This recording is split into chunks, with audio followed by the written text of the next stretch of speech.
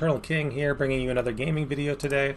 So, I've been playing a lot of Baldur's Gate 3 recently, Baldur's Gate 3 being an isometric RPG, and let's hop in and talk about it. These are some of the best classes I consider in the game.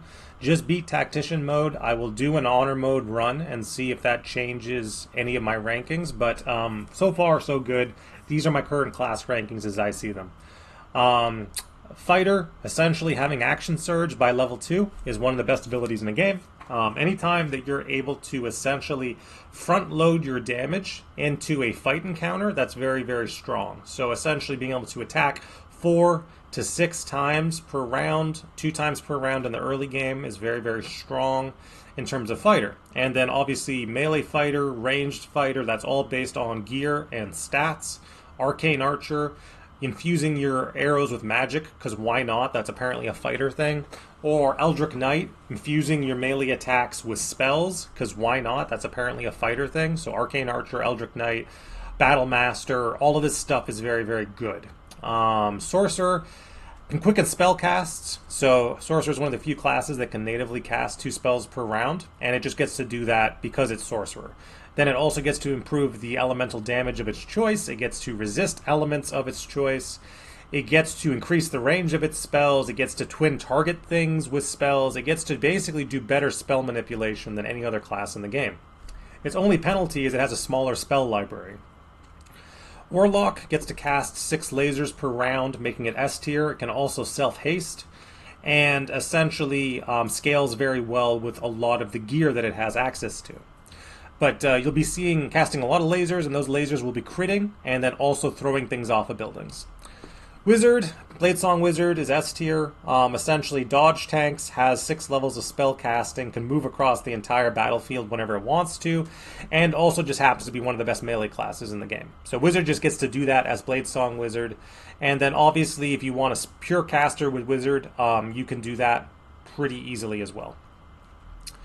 Because once again, just due to story reasons, if you MC with Wizard, you're going to basically have access to Mind Flayer abilities as a quick action. So like even though Wizard can't cast 2 spells a turn like Sorcerer, for story reasons, Story MC can kind of do that anyway.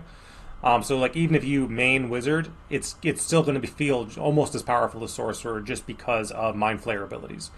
Rogue, Rogue dodge tanks better than any other class in the game. So again, you're going to have 24, 25 AC on your Rogue, and then you're going to be able to backstab things, inflect status as a burst action. You're going to be able to sneak, lockpick, disarm traps, persuade people, just do whatever you want with your Rogue. And then obviously for the hardcores, there's Assassin Rogue and things like that, for like the big crits every time you backstab.